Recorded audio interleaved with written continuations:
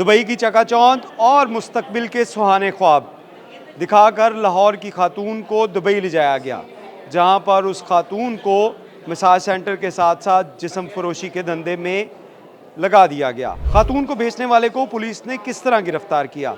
आज की स्टोरी में हम जानेंगे। हमारे पास एक बीबी आई, पिछले दिनों एक केस रिपोर्ट हुआ कि मेरी यहाँ पे एक लड़के के साथ शादी हुई लाहौर में, और उसने मुझे कहा कि हम यहाँ पर जो है वो यहाँ पे जो अर्निंग है हमारी वो इतनी अच्छी नहीं है, बाहर जाते हैं हम वहाँ सेटल होंगे। वो उसके झांसे में आ जाती है बीबी, और वो लड़का जो है वो उससे ये कहता है कि आप चलें दुबई, मैं आपके बाद आ रहा हूँ क्योंकि मुझे वीजा एज सच अभी नहीं मिला, मैं आपके पीछे आ जाऊंगा। जिस पॉलर में मुझे रखवाया, जहाँ पे मुझे इन्होंने कहा कि आपने यहाँ काम करना है, वो बेसिकली वहाँ पॉलर का काम नहीं, वो एक मसाज सेंटर था, और वहाँ पे उस पॉलर की आड़ में और बहुत कुछ हो रहा था जो उसको जबरदस्ती वहाँ पर, क्योंकि उसके पास तो कोई वे आउट नहीं था, वो वहां से निकल भी नहीं सकती थी। उसने कहा कि मारते भी थे मुझे, अच्छा इवन दैट के मुझे मतलब ब्रूटली मुझे मारते थे,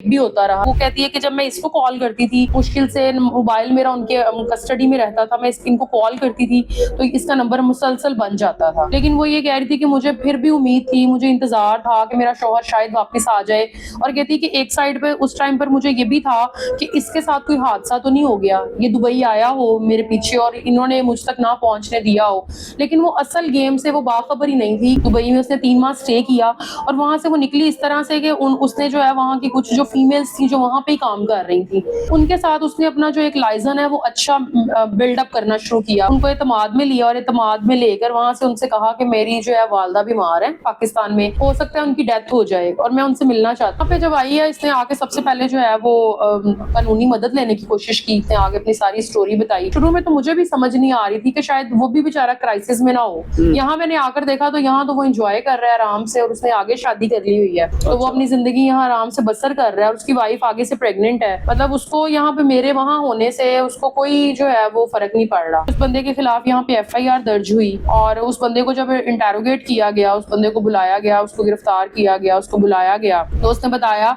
कि ऐसा मैंने इसको ऐसा कुछ भी नहीं किया, इसको पता था सारा कुछ कि वहां पे मैंने क्या काम करना है, क्या करना है, ये वो। लेकिन ये इस चीज में रियलिटी थी कि वो बंदा झूठ बोल रहा है। कि जब हमने इन्वेस्टिगेशन को ज्वाइन किया, देखा, हमारे पास तफ्तीश आई, हमने उसको पूरा उसके हर तरीके से, उसके मोबाइल, उसकी हर चीज को, इवन के उनकी सराउंडिंग्स में खुद जाकर हम लोगों ने ट्रैकी करवा के सराउंडिंग में उसके बारे में, उसकी शोहरत के बारे में कि ये बंदा कैसा है। वो लड़की सच बोल रही थी, वो लड़की जो है वो वाकई ही सच बोल रही थी कि इस बंदे ने उससे शादी की है, और शादी भी सडन की है। स्पेशली फीमेल से रिलेटेड अगर बात की जाए तो ये जो आउट ऑफ कंट्री जॉब्स आती हैं या इस तरह के एड्स आते हैं, तो हम हमारे फोन में एड आते हैं, हम उसे क्लिक करते जाते हैं, देखते रहते हैं कि क्या हो रहा है, क्या हो रहा है। तो बेसिकली हर चमकने वाली जो चीज है वो सोना नहीं होती। इस तरह के एड जो हैं, जो आपको डिट्रैक्ट करते हैं, जो आपको अपने मुल्क से बाहर ले जाकर जलील करने पे मजबूर कर देते हैं, उनसे एक तो खुदारा अवॉइड करें, और दूसरा आप जो है आपका अपना जो मुल्क है इसमें बहुत सारी अपॉर्चुनिटीज हैं, आप उनको एक्सप्लोर करने की कोशिश करें।